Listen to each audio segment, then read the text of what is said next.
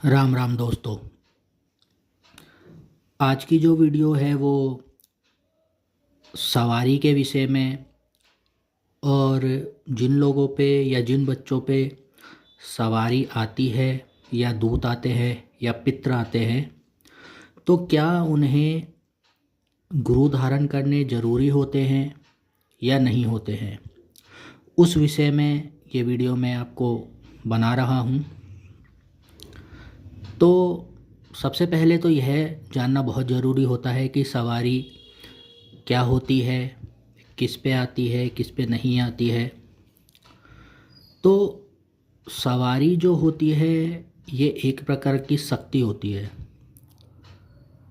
और ये शक्ति दूत के रूप में भी हो सकती है, गण के रूप में भी हो सकती है, तत्व के रूप में भी हो सकती है, योगिनी रूप में भी हो सकती है। तो किसी भी रूप में हो सकती है। और ऐसा नहीं है कि ये जो शक्तियाँ होती हैं हर व्यक्ति पे आ जाती हैं। कुछ ही व्यक्ति होते हैं जिन पे ये शक्तियाँ विराजमान होती हैं। जैसे कई व्यक्ति होते हैं काफ़ी समय से पूजा पाठ करते हैं, भक्ति करते हैं, लेकिन उन पे ये शक्ति विराजमान नहीं होती। लेकिन कई व्यक्ति ऐसे देखे गए हैं जो थोड़ी बहुत पूजा पाठ करते हैं और उन पे ये शक्तियाँ विराजमान हो जाती है। तो जो शक्तियाँ होती हैं या दूत गण होते हैं, यह ईश्वर की मर्जी होती है कि किस पे उन्हें विराजमान होना है या किस पे आना है या किस पे नहीं आना। क्योंकि ईश्वर किसी व्यक्ति के मन, मस्तिष्क और उसके भाव को भली भांति जानते हैं। हम चाहे कितना भी मुंह से कह लें कि हम ठीक हैं, नहीं हैं, ये सिर्फ मानव रूप में ही चलता है, लेकिन देवताओं के विषय में नहीं चल पाता, क्योंकि देवता बहुत अच्छी तरह समझते हैं, जानते हैं कौन व्यक्ति सही है, कौन व्यक्ति सही नहीं है और किस व्यक्ति से क्या कार्य लेना है। तो जो कई व्यक्ति कहते हैं कि बालाजी आ जाते हैं, माता कालका आ जाती है या कोई बड़े बड़े देवता, तो मैं आपको बता देना चाहता हूँ कि ये जो देवता होते हैं बड़े बड़े, ये कभी भी किसी के शरीर पे नहीं आते हैं, और ना ही ये मानव शरीर उनको सहन कर पाएगा। तो ये अपने जो देवता या माता होती हैं, ये अपने दूत भेजते हैं, गण भेजते हैं, या कई बार पितृ प्रसन्न हो जाते हैं, वो आ जाते हैं शरीर पे। इनकी एक छोटी सी ऊर्जा होती है।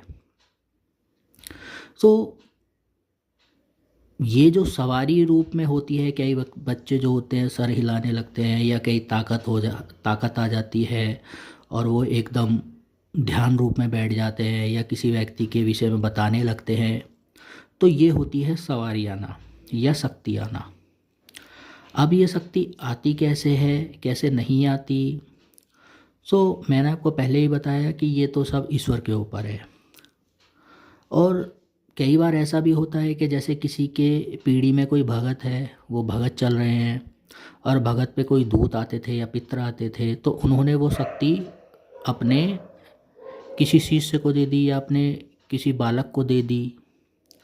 तो ऐसा भी होता है। या फिर दूसरा प्रकार की चीज़ ये होती है कि आपने थोड़ी बहुत पूजा पाठ करी और आपके ऊपर देवी देवता की सवारी आ गई। देवी देवता की सवारी इसलिए बोला जाता है क्योंकि जो उनके गण होते हैं, जो उनके दूत होते हैं, वह भी देवता हो के समान होते हैं।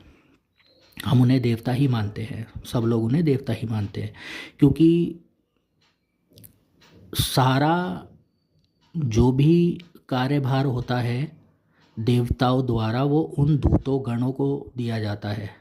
वही सारी बात उन देवताओं तक पहुंचाते हैं या उनके कार्य करते हैं। तो एक बात तो 100% है कि यदि मान लीजिए आपके घर में किसी ने किसी के व्यक्ति पे बुरा कर रखा है, या कोई चौकी आदि लगा रखी है, या घर पे कोई जादू तंत्र मंत्र कर रखा है, टोना कर रखा है, और इस दौरान यदि आप मेहंदीपुर बालाजी जाते हैं, तो आपको 101% वहाँ से बालाजी के दूत मिलते हैं। और वो दूत जब मिलते हैं तो वो हम कहते हैं ना कि वहाँ के कुछ नियम होते हैं। आप मेरी वीडियो देखिएगा, उसमें आपको मिल जाएंगे कि नियमों से क्यों जाना चाहिए।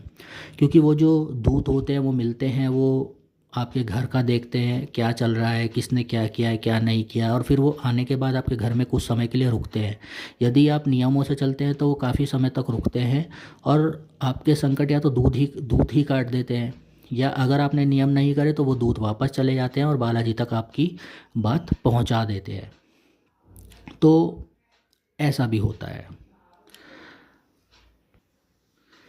सो ये जो सवारियाँ होती है या दूत होते हैं या गण होते हैं, ये किसी पे भी आ जाते हैं, लेकिन ये उनकी मर्जी होती है। इसमें ना ही कोई जेंडर चलता है, ना ही कोई एज चलती है। किसी से भी मतलब है कि किसी पे भी आ जाते हैं, ये उनकी स्वयं की मर्जी होती है। तो यदि आज का जो विषय था वो इस विषय पे, आशा करता हूँ कि आप जान गए होंगे कि ये होते क्या है। सो अब क्या हमें गुरु धारण करने चाहिए इन बच्चों को या नहीं करने चाहिए, यह जानना बहुत ज़रूरी होता है। तो मैं आपको एक ही शब्दों में बता देना चाहता हूँ कि इन व्यक्तियों को, इन बच्चों को गुरु धारण करना बहुत बहुत बहुत ज़्यादा ज़रूरी होता है, और समय से पहले बहुत जल्द इन्हें गुरु धारण कर लेने चाहिए। लेकिन एक अच्छे गुरु को धारण करना चाहिए। और दूसरी बात है, यह पहले दिखवा लेना चाहिए कि जो सवारी रूप में आ रहे हैं वो देवता ही है या वो कोई और गलत चीज़ है।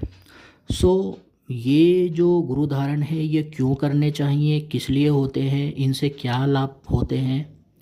तो सबसे पहले तो मैं आपको बता देता हूँ कि जब हम ये गुरु धारण करते हैं तो जो आपके दूत होते हैं या सवारी होती है वो अनियंत्रित होती है, और जब एक बार आप गुरु धारण कर लेते हैं तो वो नियंत्रण में आ जाती है।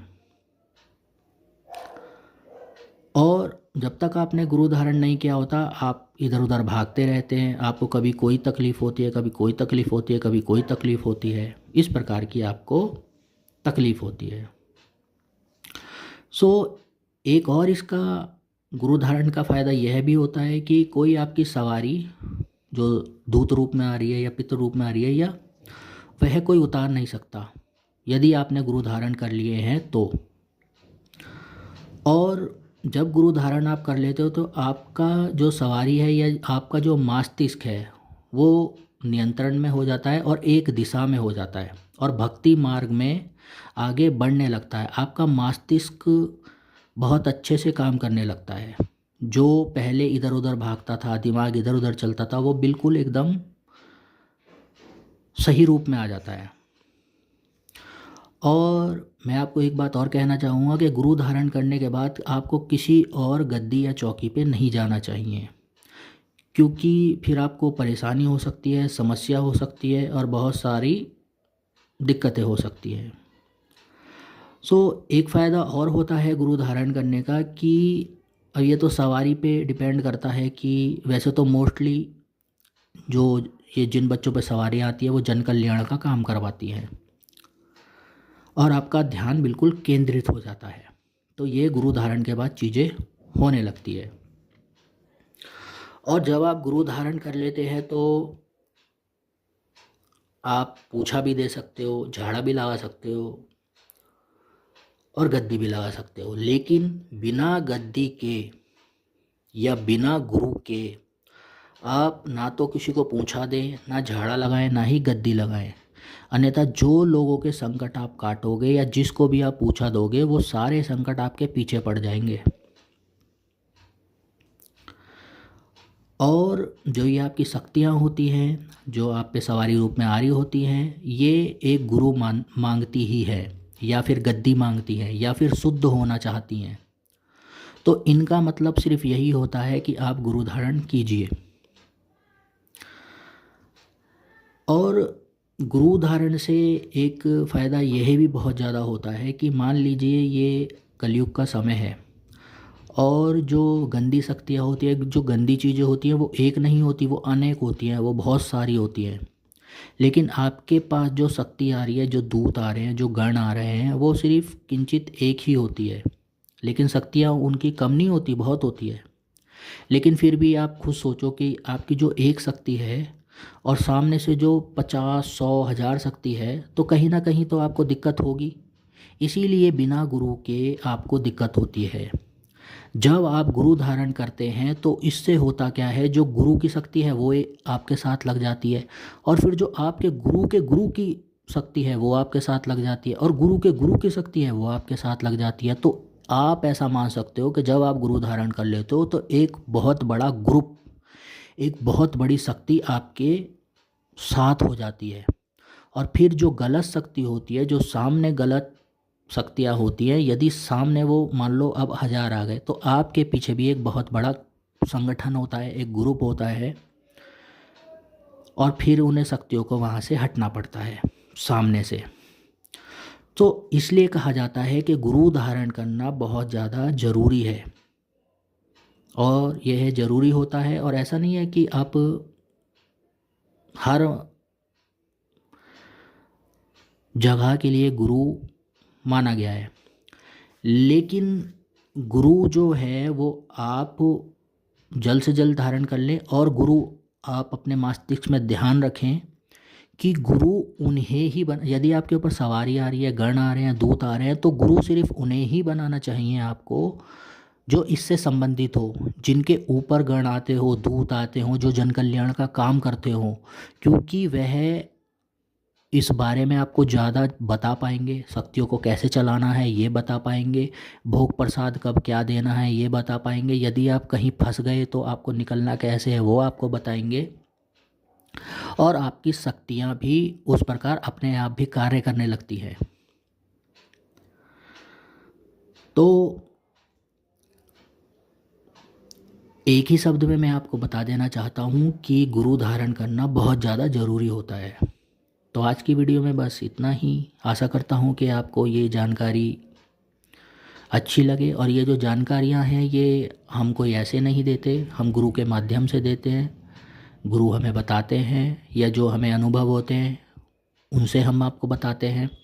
और हमारे अनुभव और जो और लोगों के अनुभव हैं जो वीडियो बनाते हैं, जिन पे सवारियाँ आती हैं, जो जन कल्याण के काम करते हैं, उनके और हमारे वो बिल्कुल आपको मिलते जुलते मिलेंगे, सेम मिलेंगे। क्योंकि जब शक्ति एक है तो कार्य भी एक ही होंगे। सो आज की वीडियो में बस इतना ही। जय श्री राम, जय बाबा मोहन राम, जय माँ कालका, जय श्री राम, जय श्री राम।